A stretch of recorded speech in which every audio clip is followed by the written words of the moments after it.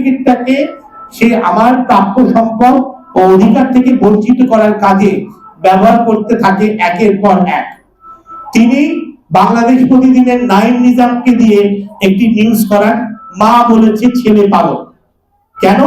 এটা দেখলে যাতে আমি পাগল ভেবে আওয়ামী লীগ সরকার আমাকে জেল থেকে মুক্তি দেয়। চিন্তা করেন।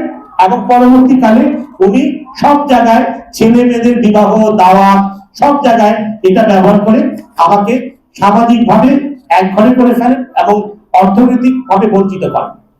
তো তারপর এই ধারাবাহিকতায় আমার প্রপিতামহের প্রতিষ্ঠিত বুনিয়াদি ওয়াকফ স্টেটের মোতোয়ালি হিসেবে আমার বয়োবৃদ্ধ ও অসুস্থ পিতাকে প্রভাবিত করে ওয়াকফ আইন লঙ্ঘন করে তার নিজ নামে মূল্যবান ওয়াকফ সম্পত্তির দলিল করিয়ে নেয়।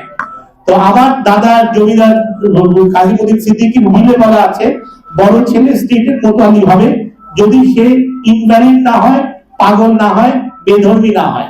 তো আমার ভাই কেরানীগঞ্জে সেই ডাক্তারের মিথ্যা ভুয়া সার্টিফিকেট দিয়ে ওয়াকফ প্রশাসনকে প্রভাবিত করে চিঠি পাঠায়, দেখেন কারা কর্তৃপক্ষ বলেছে আমার বড় ভাই পাগল এবং শেখ হাসিনার বিরুদ্ধে বিরূপ মন্তব্য করেছে, সুতরাং তিনি স্টেটের মোতোয়ালি হতে পারবেন না, ওই মিথ্যা ভুয়া সার্টিফিকেট ব্যবহার করে। তো উক্ত বিষয়ে জানতে পেরে ওয়াকফ প্রশাসন আমাকে বেআইনি ভাবে আমার ছোট ভাইকে মোতোয়ালি নিযুক্ত করে এবং এরপরে আমি ঢাকা জেলা জজ কোর্টে 257/2004 নম্বর মিস আপিল দায়ের করি, যাহা বর্তমানে বিচারাধীন আছে। তো ঢাকার 62 নম্বর গুলশান হচ্ছে আমাদের গুলশানের বাসা। আমার মায়ের দানকৃত 20 কাঠা সম্পত্তির মালিক হচ্ছি আমি এবং আমার ছোট ভাই ব্যারিস্টার চৌধুরী ইশরাক আহমেদ সিদ্দিকী।